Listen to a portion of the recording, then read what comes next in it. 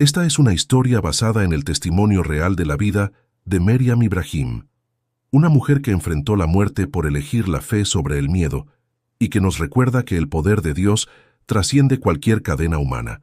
Su historia no es fácil de escuchar, pero es necesaria, porque en un mundo donde la convicción se negocia con facilidad, Meriam nos enseña que hay verdades por las que vale la pena arriesgarlo todo. Dios no promete librarnos del fuego, pero sí caminar con nosotros a través de él. Y esta historia es prueba viviente de esa promesa. Si testimonios como este te inspiran a vivir con más fe y valentía, suscribirte a este canal. Aquí compartimos historias reales de personas que descubrieron que Dios es fiel incluso en los lugares más oscuros, porque estas historias no son solo para inspirar, son para Tus transformar. hijos.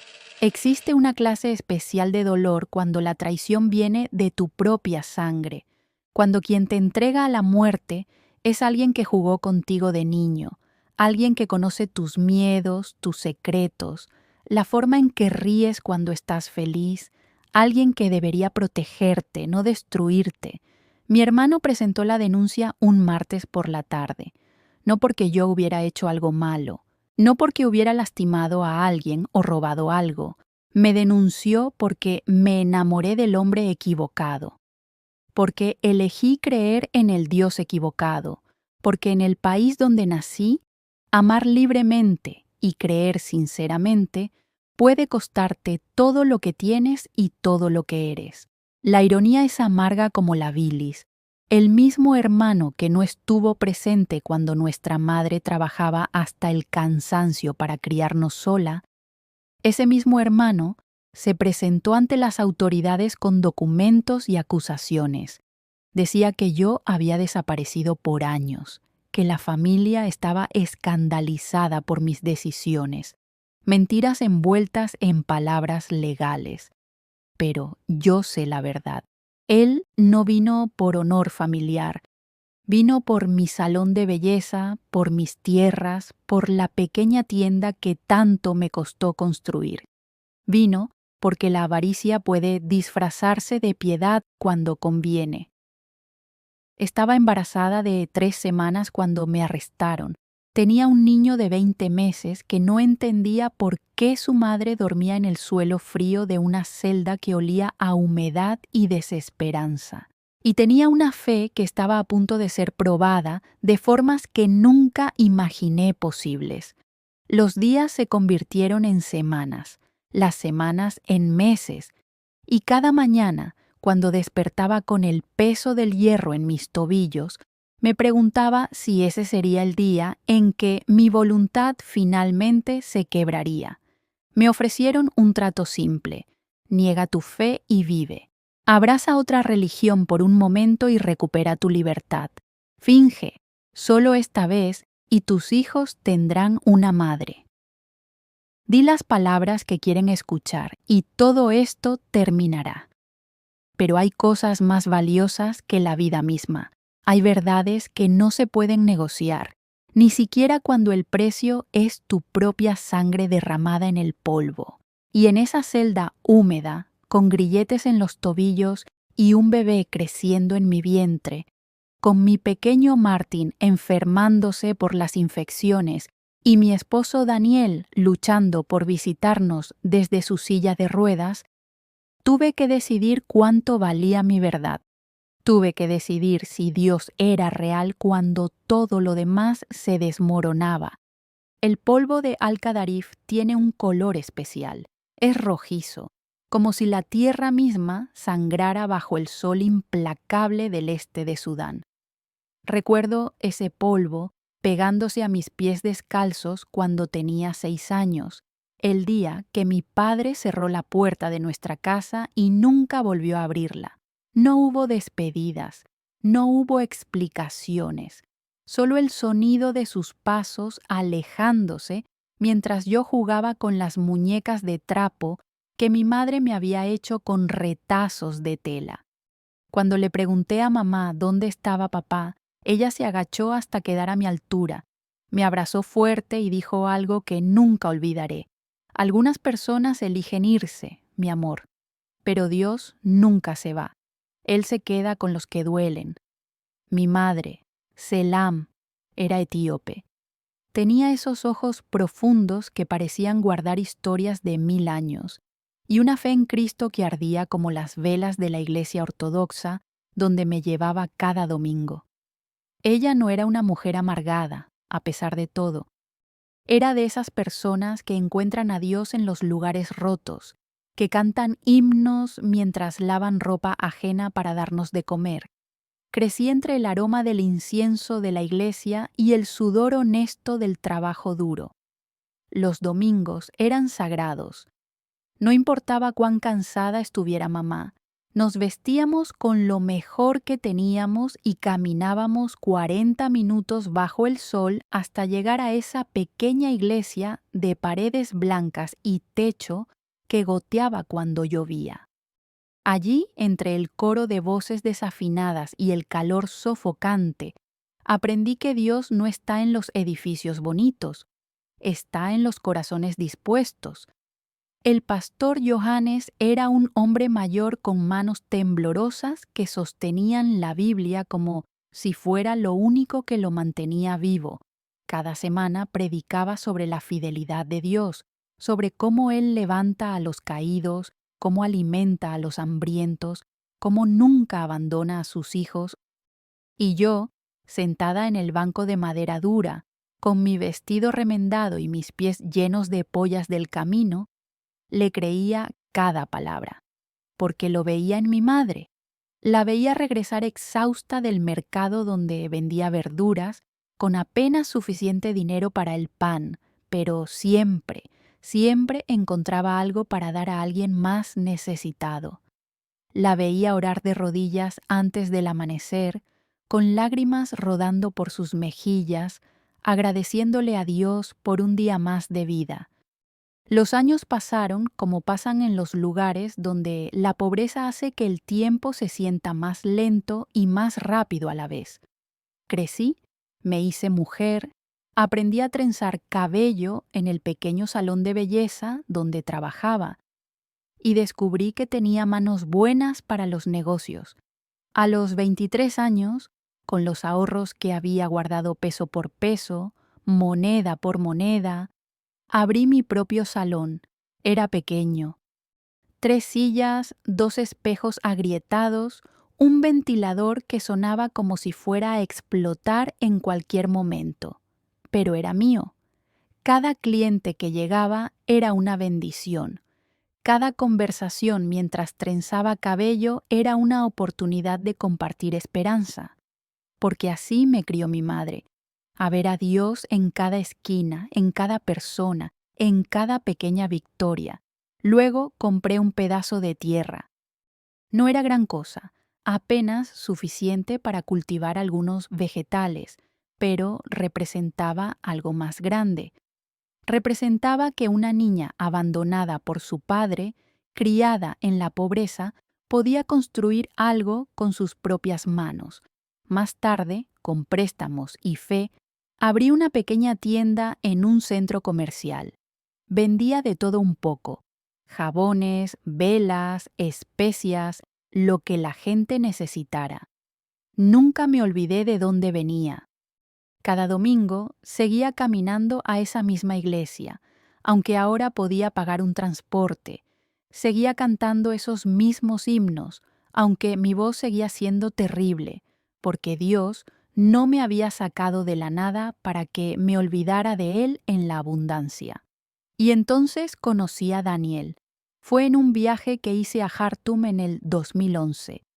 Yo estaba visitando a una prima, y él acababa de regresar de Estados Unidos, donde había vivido desde niño, escapando de la guerra civil en el sur de Sudán.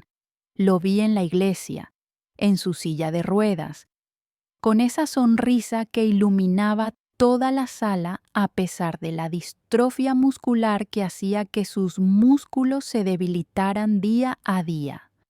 No fue amor a primera vista, fue algo mejor.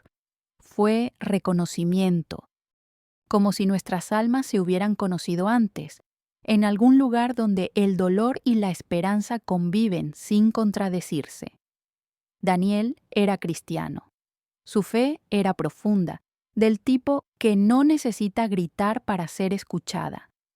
A pesar de estar atado a una silla de ruedas, a pesar de necesitar ayuda para las cosas más básicas, él irradiaba una paz que yo solo había visto en mi madre. Me contó sobre su vida en New Hampshire, sobre cómo Dios lo había protegido durante la guerra, sobre cómo había decidido regresar a Sudán para reencontrarse con sus raíces. Nos casamos 8 meses después. Fue una ceremonia sencilla en la iglesia, con mi madre llorando de felicidad y los amigos de Daniel cantando canciones en inglés que apenas entendía, pero que me hacían sonreír. Ese día, con mi mano en la suya, sentí que Dios estaba sanando algo en mí. Esa herida del abandono paterno, esa pregunta de si alguna vez sería amada plenamente. Daniel me amaba no a pesar de mis cicatrices, sino con ellas. Y yo lo amaba a él, no a pesar de su silla de ruedas, sino con ella, porque el amor verdadero no es ciego, es ver todo, lo roto y lo bello, y elegir quedarse de todas formas. Martin llegó 20 meses antes de que todo se derrumbara. Era un bebé hermoso, con los ojos de Daniel y mi nariz. Cuando lo sostuve por primera vez, todavía con el cansancio del parto en los huesos, le susurré una promesa. Vas a crecer sabiendo que eres amado, vas a crecer sabiendo quién es Dios y nunca, nunca vas a dudar de que tu madre daría todo por ti. No sabía entonces cuán literalmente iba a cumplir esa promesa. La vida era buena, no perfecta, pero buena.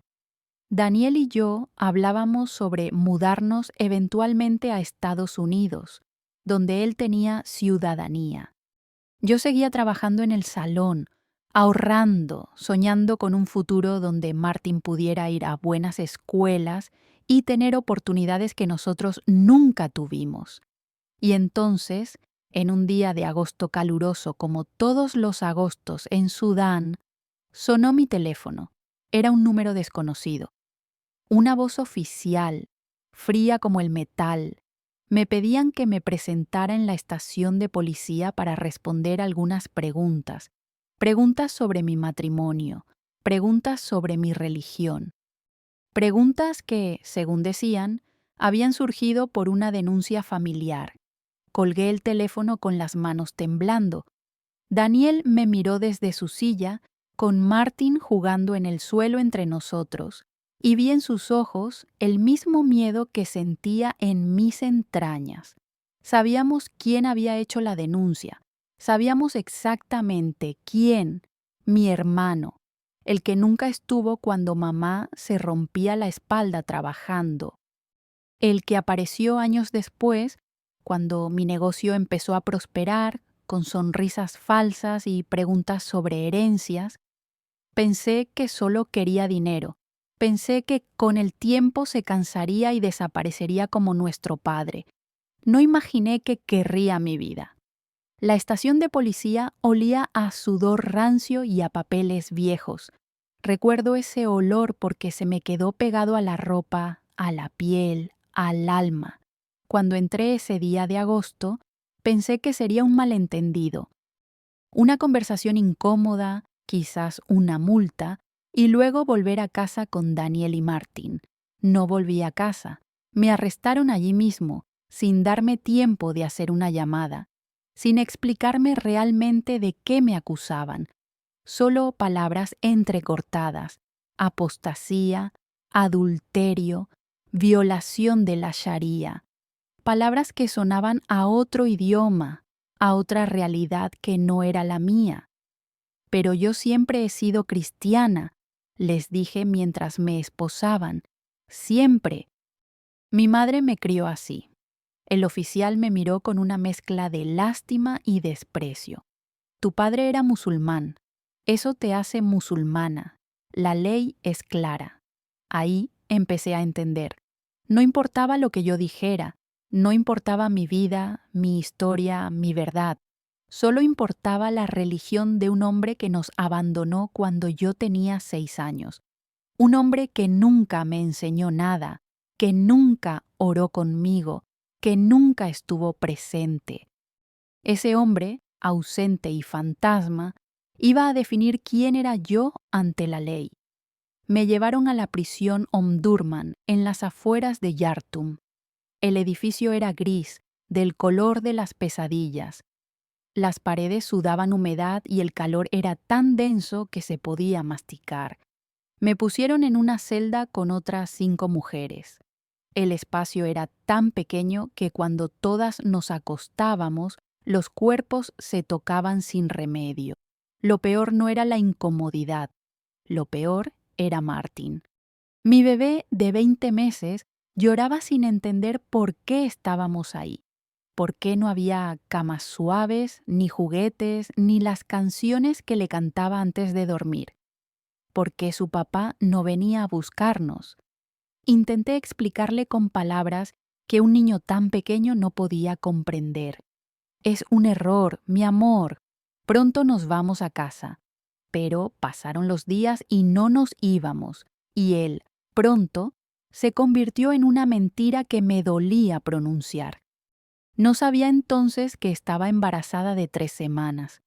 Mi cuerpo aún no me lo había dicho, pero Dios lo sabía. Y mientras yo dormía en ese piso frío con mi hijo aferrado a mí como si fuera lo único real en el mundo, una vida nueva estaba comenzando en mi vientre. Una vida que nacería entre estas paredes grises si las cosas no cambiaban. Las visitas empezaron al tercer día. No eran visitas de Daniel. Esas me las negaban una y otra vez, alegando que nuestro matrimonio no era válido, que él era un extraño para mí según la ley. No. Estas visitas eran de hombres con barbas largas y túnicas impecables que se sentaban frente a mí con copias del Corán y caras que fingían preocupación. Hermana Miriam, decían con voces suaves como si hablaran con una niña perdida. Has cometido un error terrible. Has abandonado la fe de tu padre, pero Alá es misericordioso. Puedes volver. Puedes salvarte. Al principio intentaba explicarles. Les contaba sobre mi madre, sobre la iglesia, sobre una vida entera siguiendo a Cristo, pero no querían escuchar.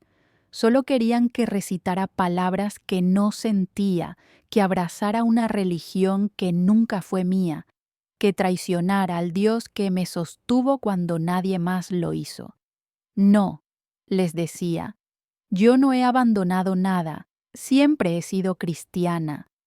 Las visitas se volvieron más insistentes, más largas, más agresivas. Me recitaban versículos. Me hablaban del infierno que me esperaba. Me decían que mi hijo crecería sin madre por mi terquedad. Y cada palabra era un clavo más en la cruz que estaba aprendiendo a cargar. Entonces llegó el día de la audiencia. Me llevaron a la corte de Jartum con grilletes en las muñecas. La sala estaba llena de gente que no conocía, de periodistas con cámaras, de curiosos que me miraban como si fuera un animal extraño.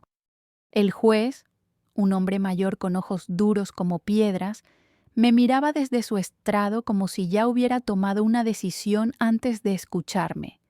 Las acusaciones se leyeron en voz alta: apostasía, abandonar el Islam, adulterio, casarme con un hombre no musulmán, haciendo inválido mi matrimonio ante la Sharia.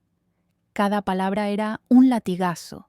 Mi abogado, Mohamed, un hombre valiente que arriesgaba su reputación por defenderme, intentó presentar evidencia, mi certificado de bautismo, testimonios de personas que me conocían desde niña, pruebas de que siempre había sido cristiana.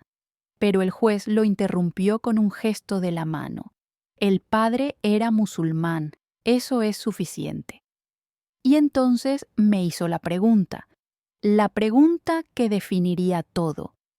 ¿Renuncias a tu fe cristiana y abrazas el Islam?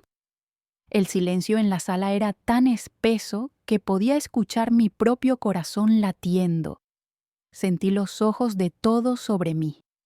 Periodistas con bolígrafos listos, familiares que querían verme caer, el sheikh que había estado visitándome en la prisión con una sonrisa confiada en los labios. Cerré los ojos y en la oscuridad de mis párpados vi a mi madre. La vi de rodillas orando. La vi cantando himnos mientras lavaba ropa. La vi diciéndome: Dios nunca se va, Él se queda con los que duelen. Abrí los ojos. Soy cristiana, dije. Mi voz sonó más firme de lo que me sentía. Seguiré siendo cristiana. El murmullo en la sala fue inmediato. El juez golpeó su martillo pidiendo silencio. El sheikh me miraba con una mezcla de rabia y decepción. Mi abogado cerró los ojos, sabiendo lo que vendría. El juez habló con voz fría, mecánica, como si leyera una receta de cocina en lugar de dictar mi muerte. Por el delito de apostasía, te condeno a muerte por ahorcamiento.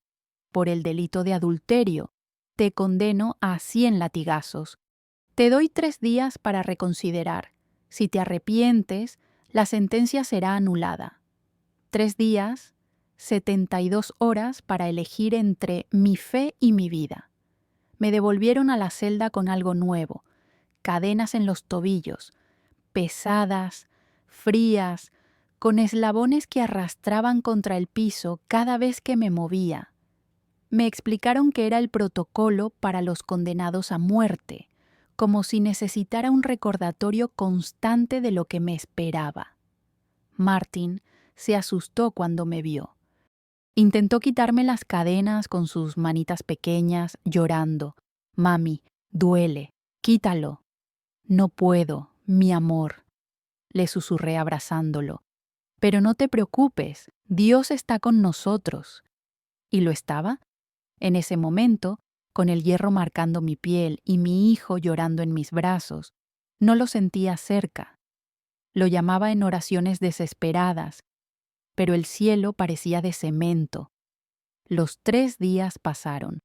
Vinieron de nuevo a preguntarme. Y de nuevo dije que no podía, que no traicionaría mi fe. Entonces la sentencia se volvió definitiva. Las otras mujeres en la celda me miraban con pena. Algunas susurraban oraciones musulmanas por mí, creyendo genuinamente que estaban salvando mi alma. Una de ellas, una anciana llamada Fátima, que estaba ahí por robar comida, se me acercó una noche. «¿Por qué no mientes?», me preguntó. «Di las palabras que quieren. En tu corazón puedes seguir creyendo lo que quieras». La miré a los ojos. Porque si le enseño a mi hijo que la verdad se negocia cuando las cosas se ponen difíciles, ¿qué clase de madre soy?». Ella no dijo nada más. Solo asintió lentamente, como si entendiera algo que no podía expresar con palabras. Fue entonces cuando descubrí que estaba embarazada. Las náuseas matutinas, el cansancio extremo. La enfermera de la prisión me hizo una prueba y confirmó lo que mi cuerpo ya sabía. Había una vida creciendo dentro de mí. Una vida que nacería en esta celda. Una vida que, según la ley, no sería ejecutada hasta 2 años después de nacer, para darme tiempo de amamantarla. 2 años más de vida, 2 años para ver crecer a mi hija. Y luego, la cuerda. El hierro en mis tobillos pesaba más cada día, no porque se hiciera más pesado, sino porque mi vientre crecía. Y con cada semana que pasaba, cada nueva vida que sentía moverse dentro de mí, las cadenas se sentían como la distancia entre el cielo y la tierra, entre la promesa de Dios y mi realidad aplastante. El embarazo en prisión es como intentar cultivar flores en un desierto. Todo está en tu contra: el calor sofocante, la comida insuficiente, el estrés constante. Pero la vida encuentra su camino de todas formas. Mi vientre crecía a pesar del hierro, a pesar del miedo, a pesar de todo. Martin no entendía qué estaba pasando con el cuerpo de su mamá. Me tocaba la barriga con curiosidad y preguntaba, ¿qué hay ahí?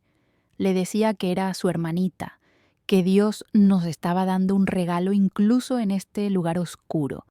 Él sonreía, aunque sus ojos ya habían perdido ese brillo que tienen los niños que son felices, porque mi hijo estaba enfermo, constantemente enfermo. Las infecciones eran inevitables en ese lugar. El piso estaba sucio, había cucarachas del tamaño de mi pulgar, y los baños. Mejor no hablar de los baños. Martin tosía por las noches, su frente ardía con fiebre, y yo no tenía nada para darle excepto agua tibia y oraciones susurradas. Lo sostenía contra mi pecho, sintiendo cómo temblaba, y le cantaba las mismas canciones que mi madre me cantaba cuando yo era pequeña. Jesús te ama. Esto sé bien, porque la Biblia dice que Él murió también por niños como tú. Mi voz se quebraba en las partes donde debía ser fuerte, pero seguía cantando porque era lo único que podía hacer. Los meses pasaban lentos como la miel espesa. Segundo mes, tercer mes, cuarto. Mi cuerpo cambiaba, se expandía, exigía nutrición que no recibía. La comida en la prisión era arroz aguado, a veces con un pedazo de pan duro. Nada de verduras frescas, nada de proteína suficiente. Y sin embargo, mi bebé crecía, como si Dios mismo la estuviera alimentando cuando la comida no alcanzaba. Daniel intentaba visitarnos. Una y otra vez iba hasta la entrada de la prisión en su silla de ruedas, bajo el sol brutal, esperando horas para que le dijeran que no, que nuestro matrimonio no era válido, que él era un extraño, que no tenía derecho de ver a su esposa y su hijo. La primera vez que finalmente logró entrar, después de semanas de insistir, de suplicar, de mostrar documentos, casi no lo reconocí. Había perdido peso. Sus ojos estaban hundidos, rodeados de ojeras moradas. La distrofia muscular lo estaba consumiendo más rápido porque el estrés aceleraba la enfermedad. Nos sentamos frente a frente en la sala de visitas, con una mesa de metal entre nosotros y un guardia vigilando cada movimiento. No podíamos tocarnos, solo mirarnos. ¿Cómo estás?, me preguntó, aunque la respuesta era obvia con solo verme. Estamos bien, mentí. El bebé está fuerte. Martin está bien. Ambos sabíamos que eran mentiras piadosas, pero a veces el amor es mentir para no romper más el corazón del otro. Me dijo que estaba haciendo contactos, que había abogados trabajando en el caso, que había organizaciones internacionales empezando a presionar. Nombres que no significaban nada para mí: Amnistía Internacional, Departamento de Estado, senadores estadounidenses, gente lejana que supuestamente se preocupaba por una mujer sudanesa a la que nunca habían visto. «No te rindas», me dijo con lágrimas rodando por sus mejillas. «Por favor, Meriam, no te rindas». «No puedo rendirme», le respondí. «No hay rendirse en esto. Solo hay ser quien soy o dejar de ser». Cuando llegué a los 8 meses, las cadenas se sentían como si pesaran toneladas. Mis tobillos estaban hinchados, la piel en carne viva donde el metal rozaba constantemente. Caminar era una agonía. Acostarme era peor, porque no podía encontrar posición que no tirara de las cadenas, que no me recordara que estaba esperando morir. Y entonces, una madrugada de finales de mayo, empezaron las contracciones. Al principio pensé que era un calambre, algo normal del embarazo avanzado, pero el dolor se repitió y otra vez y otra. Cada ola era más intensa, como si alguien apretara mi vientre con puños de hierro. ¡Ayuda!, grité hacia los barrotes. ¡El bebé viene! ¡Ayuda! Las guardias llegaron eventualmente. No había urgencia en sus movimientos. Me llevaron al ala médica de la prisión, una habitación que olía a desinfectante barato y enfermedad. Había una camilla de metal con sábanas manchadas y una enfermera con cara de haber visto demasiado sufrimiento. Las cadenas, dije entre contracciones. Por favor, quítenme las cadenas. La enfermera miró a la guardia. La guardia negó con la cabeza. Protocolo: los condenados a muerte no pueden estar sin restricciones. Así que di a luz con hierro en los tobillos, con las piernas que no podían abrirse completamente porque las cadenas no daban suficiente espacio, con el metal clavándose más profundo en mi piel cada vez que pujaba, con el dolor del parto mezclándose con el dolor del hierro hasta que no sabía dónde terminaba uno y empezaba el otro. La enfermera y otra mujer tuvieron que levantarme de la camilla porque no podía posicionarme correctamente. Me sostenían mientras yo gritaba, mientras oraba, mientras le suplicaba a Dios que salvara a mi bebé, aunque no me salvara a mí. Y entonces, después de horas que se sintieron como años, escuché el llanto más hermoso del mundo, el llanto que significaba vida, que significaba que a pesar de las cadenas, a pesar de la sentencia de muerte, a pesar de todo el infierno que habíamos atravesado, Dios había traído algo nuevo y perfecto a este mundo roto. «Es niña», dijo la enfermera poniendo un bulto diminuto y sangriento sobre mi pecho. «Maya». La llamé Maya porque significa agua en hebreo, y ella era como agua en el desierto, vida donde no debía haberla, esperanza donde solo había polvo, pero mientras la sostenía, mientras la miraba y contaba sus deditos perfectos, el miedo se apoderó de mí. Había nacido en una posición extraña por las cadenas. ¿Y si algo estaba mal? ¿Y si mis circunstancias la habían dañado antes de que pudiera empezar a vivir? «¿Está bien?», le pregunté a la enfermera con voz quebrada. «¿Está completa?». Ella la revisó rápidamente. «Parece sana, pero necesitaría exámenes apropiados para estar segura». Exámenes que no iba a tener, no aquí, no siendo la hija de una condenada a muerte. Me quitaron las cadenas después del parto. Solo por unos minutos, para limpiarme, para dejar que sostuviera a mi bebé sin el peso del hierro. Fue la primera vez en meses que mis pies estaban libres. La sensación era tan extraña que casi había olvidado cómo se sentía. Pero luego las pusieron de vuelta. Clic, clic. El sonido que me perseguiría en pesadillas. Me devolvieron a la celda con Maya en mis brazos y Martin esperándome con ojos enormes. «¿Ese es el bebé?», preguntó tocándole la carita. «Sí, mi amor, tu hermanita». Esa noche, con mis 2 hijos acurrucados contra mí en el piso frío, lloré. Lloré por todo lo que habían perdido, por la infancia que Martin no estaba teniendo, por los primeros momentos de Maya que serían en una celda mugrienta, por el futuro incierto que nos esperaba. Pero también oré. Le agradecí a Dios por la vida, por 2 corazones latiendo contra el mío, por el milagro de que estuviéramos vivos contra todo pronóstico. Afuera de la prisión, algo estaba cambiando. Daniel me contó en la siguiente visita que la historia había explotado en los medios internacionales. Más de 1 millón de personas habían firmado peticiones pidiendo mi liberación. Políticos estadounidenses estaban presionando. El mundo, al parecer, estaba mirando.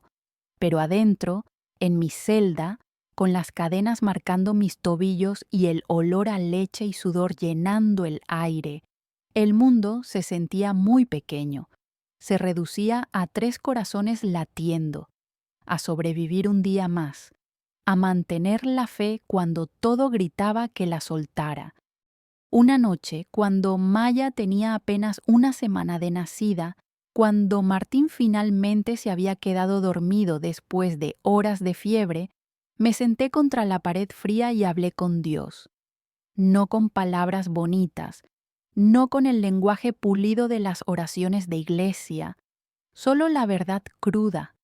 No entiendo tu plan, no veo tu propósito. Todo esto duele demasiado, pero aquí estoy. Todavía creo, todavía confío, incluso cuando no tiene sentido, incluso cuando me siento abandonada.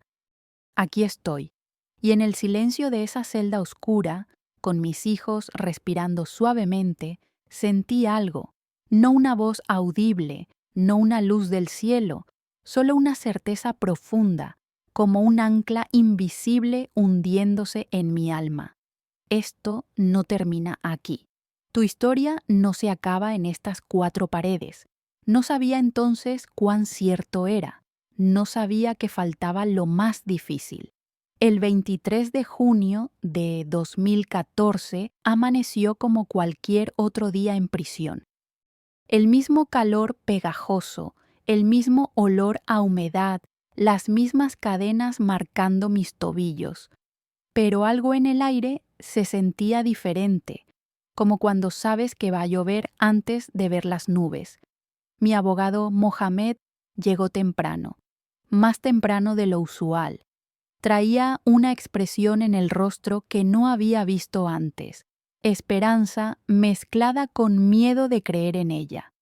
La Corte de Apelaciones ha revisado tu caso, dijo respirando agitado. Han encontrado que el juicio inferior fue defectuoso. Las acusaciones, Meriam, las acusaciones han sido desestimadas. Las palabras tardaron en registrarse, como cuando escuchas algo en otro idioma y tu cerebro necesita traducirlo. ¿Qué significa eso? Pregunté con Maya contra mi pecho. Significa que eres libre, que hoy sales de aquí. Libre. La palabra se sentía extraña en mi boca. Después de 18 meses respirando aire de prisión, después de dar a luz encadenada, después de creer que moriría aquí, libre, las horas siguientes fueron un torbellino. Papeleo, firmas, guardias quitándome las cadenas por última vez. La piel de mis tobillos estaba marcada permanentemente. Cicatrices circulares que siempre llevaría como recordatorio, pero eran cicatrices de libertad. Daniel estaba esperando afuera de la prisión. Cuando me vio salir con Maya en brazos y Martin aferrado a mi pierna, se quebró. Lloró como no lo había visto llorar nunca, con sollozos que salían desde lo más profundo de su pecho. Nos abrazamos ahí mismo, en la entrada de ese lugar maldito, y por primera vez en meses sentí que podía respirar completo. Nos vamos a casa, me susurró. Y luego nos vamos a Estados Unidos, lejos de aquí, donde nadie pueda tocarte. Los preparativos fueron rápidos. Daniel tenía ciudadanía estadounidense. Los niños también por ser sus hijos. Yo había recibido documentos de emergencia de Sudán del Sur, porque mi esposo era sursudanés. También teníamos visa estadounidense aprobada. Todo estaba en orden. El aeropuerto de Jartum nunca me había parecido tan hermoso. Las luces, la gente moviéndose con propósito, el sonido de los aviones despegando hacia lugares donde la fe no era un crimen. Teníamos los pasajes en la mano.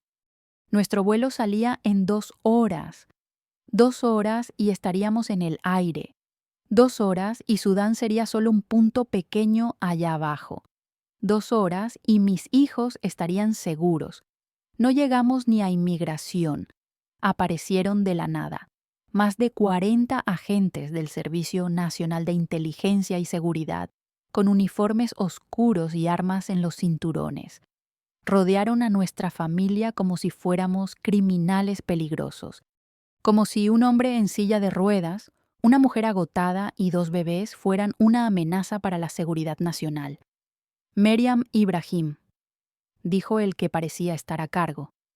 Estás bajo arresto por falsificación de documentos de viaje. El mundo se inclinó en su eje. ¿Qué? No. Estos documentos son legítimos. La embajada los emitió. El gobierno los aprobó. No les importó. Nos arrastraron fuera del aeropuerto. Daniel gritaba desde su silla exigiendo explicaciones. Martin lloraba aterrado. Maya, gracias a Dios, dormía en mis brazos ajena al horror que se desarrollaba otra vez. Nos llevaron de vuelta a una estación de policía. Nos separaron, a Daniel y los niños en una sala, a mí en otra. Y las horas pasaron mientras yo me sentaba en una silla de plástico preguntándome si esto era una pesadilla de la que iba a despertar. Resultó que mi hermano había hecho otra denuncia. No satisfecho con haberme puesto en el corredor de la muerte, ahora alegaba que los documentos de viaje eran falsos, que yo estaba tratando de huir del país ilegalmente, que merecía más castigo. Las autoridades sudanesas convocaron al embajador estadounidense para quejarse de que Estados Unidos me había dado visa.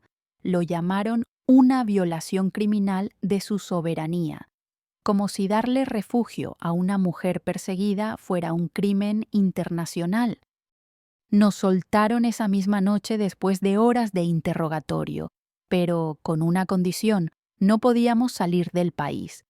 Teníamos que quedarnos en Sudán hasta que se aclararan los cargos. Nos fuimos directamente a la embajada estadounidense. Vivimos allí un mes completo. En la biblioteca de la embajada, entre estantes de libros en inglés que no podía leer y mapas de un país que todavía no conocía pero que se había convertido en mi única esperanza. Daniel, yo, Martin y Maya en un espacio no diseñado para ser hogar, pero que era más seguro que cualquier lugar en Sudán. Mi hermano apareció en los medios. Vi su rostro en las noticias, diciendo con voz calmada y santurrona que yo había deshonrado a la familia, que merecía morir, que si tenía la oportunidad, él mismo haría justicia. Y agregó algo que me heló la sangre. Y nos vengaremos de otros cristianos también. No era solo yo. Era toda mi comunidad en peligro por mi culpa. Las noches en la embajada eran las peores. Martin no dormía bien. Tenía pesadillas de guardias con uniformes oscuros. Maya lloraba queriendo espacio para gatear, para explorar, pero todo lo que teníamos era esa sala pequeña. Daniel cada día estaba más débil, la distrofia empeorando porque no tenía acceso a sus medicamentos usuales. Y yo oraba. Dios mío, ¿cómo oraba? Algunas noches con palabras, otras solo con gemidos porque el lenguaje no alcanzaba para expresar la desesperación. ¿Hasta cuándo?, le preguntaba al techo. ¿Cuántas veces tenemos que escapar? ¿Cuántas veces me llevarás al borde solo para ponerme en otro borde diferente?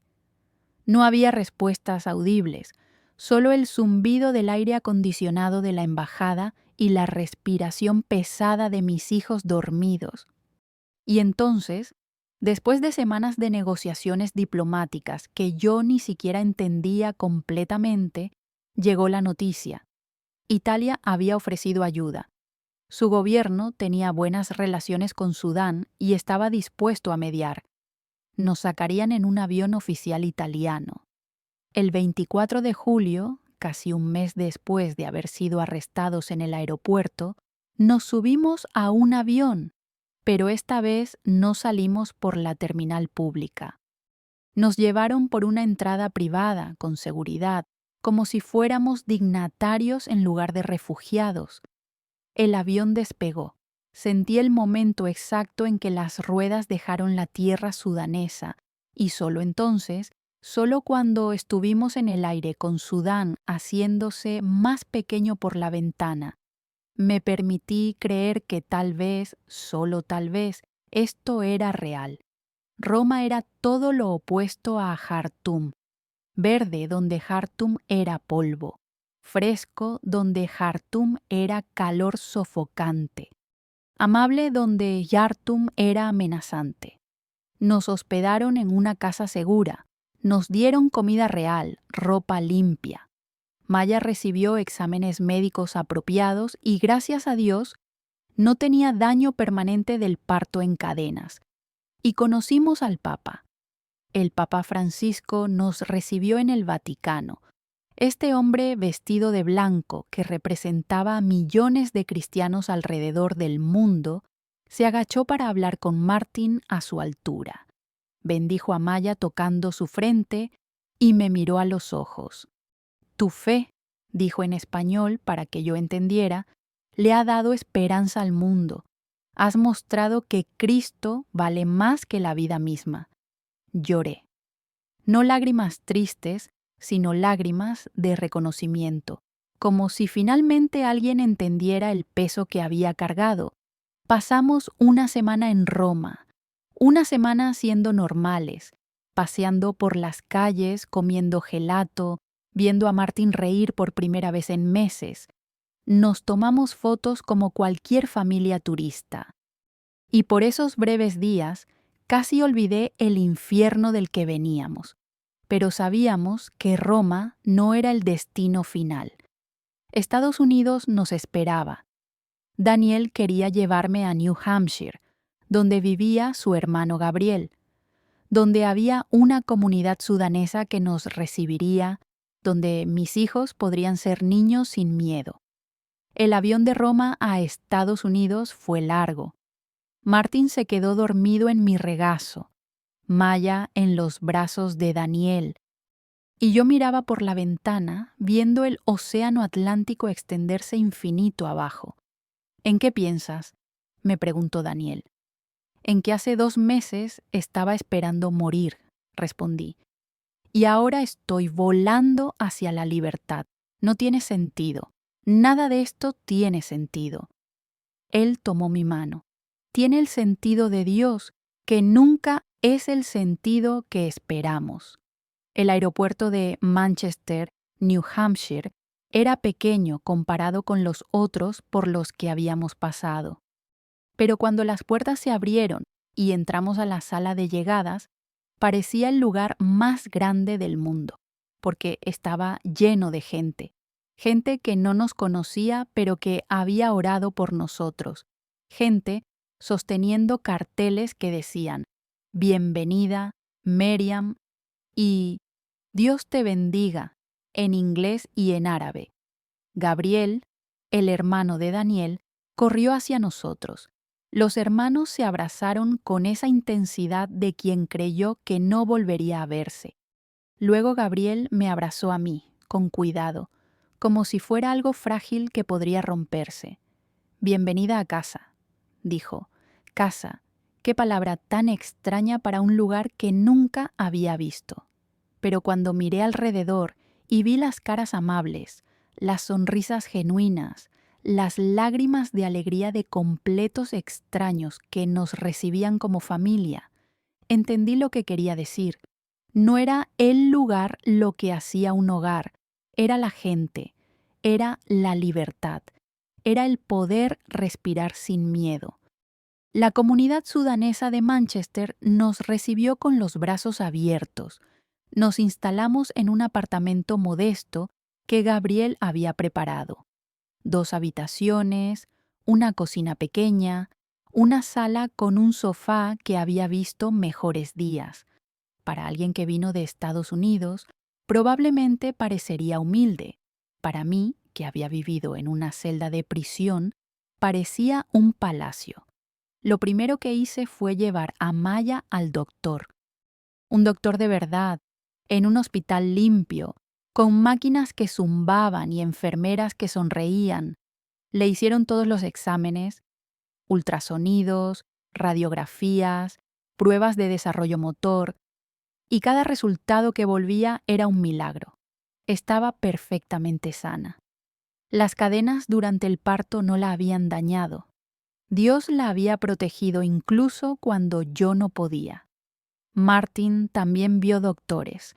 Trataron sus infecciones crónicas de la prisión, le dieron vitaminas para recuperar el peso perdido y lentamente, día a día, el brillo volvió a sus ojos. Empezó a jugar como juegan los niños de 3 años, a reír sin mirar sobre su hombro, a dormir sin pesadillas. Daniel consiguió sus medicamentos para la distrofia muscular. No podían revertir el daño, pero podían frenar el progreso. Y, con el estrés disminuyendo, con la seguridad de estar en un lugar donde nadie nos perseguía, su salud se estabilizó. Yo también sanaba. No solo mi cuerpo, aunque las marcas de las cadenas eventualmente se desvanecieron hasta ser apenas visibles. Sanaba por dentro. Esos lugares rotos que la traición familiar, la injusticia, el sufrimiento habían dejado. La iglesia local nos adoptó. La iglesia evangélica del Pacto Sudanesa se convirtió en nuestro segundo hogar. El pastor Monirur era un hombre sabio que entendía el trauma porque él también había escapado de la guerra. Me dejaba llorar sin juzgarme. Me dejaba hacer preguntas difíciles sobre por qué Dios permite el sufrimiento. Y me recordaba con paciencia que las respuestas de Dios no siempre vienen en formas que esperamos. Los primeros meses fueron de ajuste, aprender inglés, entender cómo funcionaba este país nuevo. Cosas simples que otros daban por sentado eran aventuras para nosotros. El supermercado con sus pasillos infinitos de opciones, el sistema de transporte público. La nieve en invierno, algo que nunca había experimentado y que hizo que Martin corriera afuera gritando de alegría. Pero también había momentos difíciles, las pesadillas que me despertaban sudando, creyendo que estaba de vuelta en la celda, el pánico que sentía cuando veía policías, aunque aquí no eran una amenaza, el dolor profundo de saber que nunca podría volver a Sudán, que mi madre, si aún vivía, probablemente nunca conocería a Maya, que había dejado atrás no solo un país, sino una vida entera, y había enojo, enojo con mi hermano, enojo con un sistema que valora la religión del padre ausente sobre la vida de la hija presente, enojo con todos los que se quedaron callados mientras yo sufría.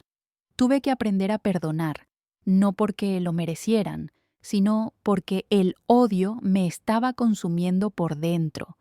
El perdón no fue un momento único, fue una decisión diaria, a veces horaria, elegir soltar la amargura, elegir confiar en que Dios haría justicia mejor de lo que yo podría. Con el tiempo, empecé a hablar públicamente sobre mi experiencia, no porque quisiera atención, sino porque me di cuenta de que mi historia podía dar voz a miles de personas que siguen sufriendo persecución religiosa, que siguen en prisiones, que siguen eligiendo su fe sobre su seguridad. Me conecté con organizaciones de derechos humanos. Compartí mi testimonio en iglesias, en conferencias, en entrevistas, y cada vez que contaba mi historia, revivía el dolor, pero también revivía el milagro de estar viva, el milagro de que mis hijos estuvieran sanos, el milagro de que Dios no me había abandonado ni un solo segundo, incluso cuando sentía que sí. Escribí un libro. Bueno, alguien me ayudó a escribirlo porque mi inglés todavía era limitado. Se llamó Encadenada, porque esa era la palabra que mejor describía no solo las cadenas físicas, sino las cadenas espirituales de las que Dios me había liberado. Años después, nos mudamos a Virginia. Daniel necesitaba mejor acceso a especialistas para su condición. y yo empecé a trabajar con una fundación llamada Tahrir al-Nisa, que significa Liberación de Mujeres en árabe. Nos enfocamos en ayudar a mujeres que enfrentan persecución religiosa y violencia de género, porque eventualmente entendí cuál era el propósito de mi sufrimiento. No fue azar, no fue castigo, fue preparación. Dios me estaba preparando para ser voz de los que no tienen voz, para usar mi historia como arma contra la injusticia. Martín ahora tiene 10 años. Es un niño brillante que ama las matemáticas y sueña con ser ingeniero. No recuerda mucho de la prisión, gracias a Dios, solo fragmentos borrosos que a veces aparecen en sueños, pero sabe su historia. Sabe que su mamá eligió la fe sobre la vida, y eso le ha dado una columna vertebral espiritual que muchos adultos no tienen. Maya tiene 8 años, es artista, siempre dibujando, siempre creando, no tiene memorias de haber nacido en cadenas. Pero cuando le cuento su historia de nacimiento, cuando le explico que ella es un milagro viviente, sus ojos se llenan de asombro y dice, Dios me protegió incluso antes de que yo supiera quién era Él. Exacto, mi amor. Exactamente eso. Daniel y yo seguimos casados, seguimos eligiéndonos cada día. Su enfermedad progresa lentamente, pero él enfrenta cada día con la misma fe que me enamoró hace años. Me dice que si tuviera que volver a pasar por todo solo para terminar aquí, conmigo, con nuestros hijos, lo haría sin dudarlo. A veces me paro frente al espejo y miro las cicatrices apenas visibles en mis tobillos. Trazo con el dedo donde las cadenas me marcaron y en lugar de dolor siento gratitud, porque esas cicatrices son recordatorios de que sobreviví, de que Dios es fiel, de que la fe genuina cuesta algo, pero vale infinitamente más de lo que pagamos por ella.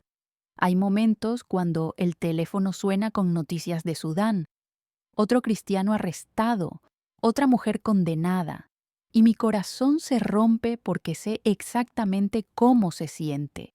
Sé el miedo, sé la soledad, sé la tentación de rendirse, pero también sé algo más. Sé que no están solos, sé que el mismo Dios que me sostuvo en la celda más oscura los está sosteniendo a ellos. Sé que cada oración susurrada en un calabozo alcanza los oídos del Altísimo. Sé que ningún sufrimiento por causa de la fe es desperdiciado. Mi vida no es perfecta ahora. Todavía lucho con ansiedad. Todavía tengo días donde el trauma resurge y me siento pequeña y asustada otra vez. Pero tengo herramientas ahora. Tengo comunidad. Tengo terapia. Tengo la certeza profunda de que Dios está trabajando incluso en mi dolor continuo. Y tengo libertad, libertad para adorar sin miedo, libertad para criar a mis hijos en la fe que casi me cuesta todo, libertad para ser exactamente quien Dios me diseñó ser sin tener que esconderme o fingir o negociar mi identidad. Cuando miro atrás a ese día de agosto de 2013, cuando la policía me arrestó, cuando miro todo el camino recorrido desde esa celda hasta esta vida en Estados Unidos, no puedo explicarlo con lógica humana. No tiene sentido que esté viva, no tiene sentido que mis hijos estén sanos, no tiene sentido que haya encontrado propósito en el peor sufrimiento, excepto que sí tiene sentido cuando entiendes que Dios escribe historias que nosotros no podríamos imaginar, que Él toma las peores tragedias y las convierte en los testimonios más poderosos, que lo que el enemigo diseñó para destruirme, Dios lo usó para fortalecerme. Esta noche, mientras escribo esto, mis hijos duermen seguros en sus camas. Daniel está a mi lado, su respiración constante. Y afuera, en algún lugar de este país que me dio refugio, hay una mujer que mañana leerá mi historia y encontrará el coraje para no rendirse en su propia batalla. Y eso hace que todo haya valido la pena, cada cadena, cada lágrima, cada momento de terror y duda y dolor insoportable, porque mi historia no termina en la libertad física, termina en la multiplicación, en cada persona que decide que su fe no es negociable, en cada madre que elige la verdad sobre la conveniencia, en cada ser humano que se niega a ser definido por las etiquetas que otros le ponen. Soy Meriam Ibrahim, soy sobreviviente, soy testigo, soy madre, soy esposa, soy cristiana y soy libre. La historia de Meriam Ibrahim no es solo una historia de sufrimiento y supervivencia. Es un testimonio viviente del poder transformador de la fe inquebrantable. Es una invitación a cada uno de nosotros a examinar qué estamos dispuestos a sacrificar por aquello en lo que realmente creemos. En un mundo donde las convicciones se negocian con facilidad, donde la verdad se dobla para acomodar la comodidad, Meriam nos recuerda que hay cosas que no tienen precio, que la identidad no se vende, que la fe verdadera se prueba exactamente en los momentos donde elegirla significa perderlo todo. Su historia nos confronta con preguntas incómodas. ¿Qué haríamos nosotros en su lugar? ¿Elegiríamos la mentira cómoda o la verdad costosa? ¿Confiaríamos en Dios cuando todas las circunstancias gritan que Él nos ha abandonado? ¿Perdonaríamos a quien nos traicionó hasta el punto de buscar nuestra muerte? Pero más allá de las preguntas, la historia de Meriam nos deja con verdades poderosas. Nos recuerda que Dios no promete librarnos del fuego, pero sí promete caminar con nosotros a través de él. Que su plan a menudo parece una locura hasta que miramos hacia atrás y vemos el tapiz completo. Que lo que Satanás diseña para destruirnos, Dios lo usa para fortalecernos y capacitarnos para ayudar a otros.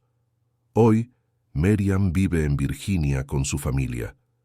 Trabaja incansablemente defendiendo los derechos de mujeres que enfrentan persecución religiosa y violencia de género alrededor del mundo. Su voz resuena en conferencias internacionales, en las Naciones Unidas, en iglesias pequeñas y grandes auditorios. Y cada vez que habla, lleva consigo las cicatrices de sus cadenas como insignias de honor. Martin y Maya están creciendo en libertad, conociendo su historia, entendiendo que son milagros vivientes. Que su existencia misma es un testimonio de que Dios puede traer vida de los lugares más oscuros, que nacieron de una madre que eligió la fe sobre el miedo, y esa herencia es más valiosa que cualquier riqueza material. Daniel, a pesar de su condición física que continúa deteriorándose, permanece como el ancla espiritual de la familia. Su amor incondicional, su fe inquebrantable, su decisión de luchar por Meriam incluso cuando parecía imposible, es un recordatorio de que el amor verdadero no es débil. Es la fuerza más poderosa del universo cuando está arraigado en Cristo. Pero esta historia no termina con Meriam. Continúa en cada persona que es perseguida por su fe en este momento. Continúa en los más de 200 millones de cristianos alrededor del mundo que enfrentan discriminación, violencia y muerte por causa de Cristo. Continúa en las mujeres que son oprimidas por sistemas que valoran el control sobre la dignidad humana. Y continúa en ti, porque la pregunta que Meriam enfrentó en esa corte de Yartum es la misma pregunta que eventualmente enfrentamos todos, aunque quizás no de forma tan dramática. ¿En qué crees realmente? ¿Qué estás dispuesto a perder por mantener tu integridad? ¿Confías en Dios solo cuando las cosas van bien o también cuando se desmoronan? Meriam diría que su fe no la salvó del sufrimiento, la sostuvo a través de él. No le evitó las cadenas, le dio el coraje para llevarlas con dignidad. No hizo que sus circunstancias fueran menos dolorosas, le dio un propósito más grande que su dolor. El Dios que caminó con Meriam en la celda de Omdurman es el mismo Dios que camina contigo en tu propio desierto. El Dios que le dio fuerza para dar a luz encadenada es el mismo que te da fuerza para tu batalla diaria. El Dios que transformó su tragedia en testimonio puede transformar tu dolor en propósito. No necesitas estar en una prisión física para estar encadenado. Muchos vivimos en prisiones de miedo, de vergüenza, de adicción, de relaciones tóxicas, de expectativas sociales que aplastan el alma. Y la pregunta sigue siendo la misma: ¿elegiremos la libertad costosa o la esclavitud cómoda? La historia de Miriam nos enseña que Dios es fiel, que su tiempo no es nuestro tiempo, pero es perfecto, que lo que parece el final a menudo es solo el comienzo de algo más grande, que ninguna oración susurrada en la oscuridad cae en oídos sordos, que el sufrimiento por causa de la justicia no es desperdiciado, sino multiplicado para su gloria. También nos enseña sobre el poder de la comunidad. Las más de 1 millón de personas que firmaron peticiones, los senadores estadounidenses que presionaron, las organizaciones de derechos humanos que no se quedaron calladas, el gobierno italiano que ofreció ayuda, la comunidad sudanesa en Manchester que abrió sus brazos. Todos fueron instrumentos de Dios para cumplir su plan de rescate. Eso significa que tú también puedes ser instrumento. Tu voz importa, tu oración tiene poder, tu disposición a defender a los oprimidos puede cambiar vidas. No tienes que ser poderoso, o rico, o influyente. Solo tienes que estar dispuesto a ser usado por el Dios que usa vasijas quebradas para mostrar su gloria. Entonces, ¿qué harás con esta historia? ¿La dejarás ser solo una anécdota inspiradora que consumes y olvidas? ¿O permitirás que te transforme, que te desafíe, que te llame a vivir con más coraje, más fe, más convicción?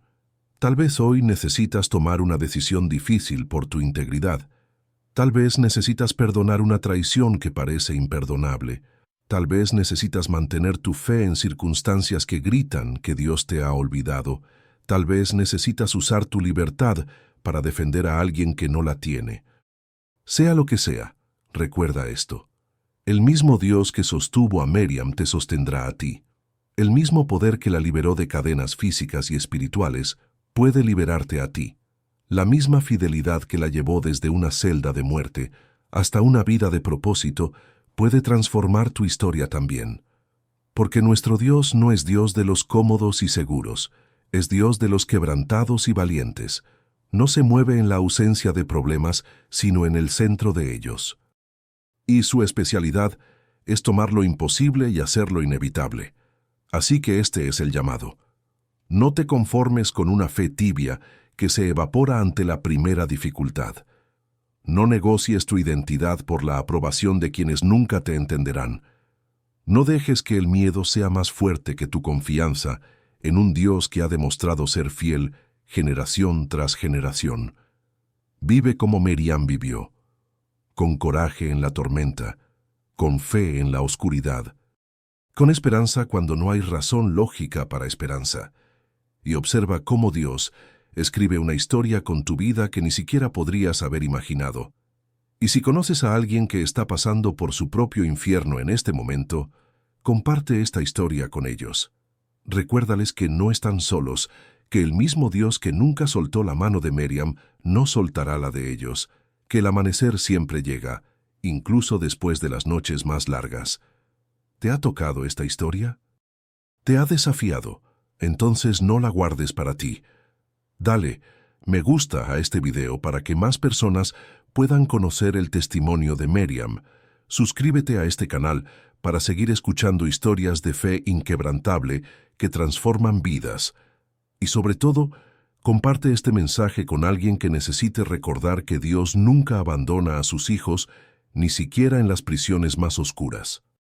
Porque al final, la pregunta más importante no es cuánto sufrimiento enfrentarás en la vida. Es esta: ¿quién camina contigo a través de él? Miriam respondió esa pregunta con su vida.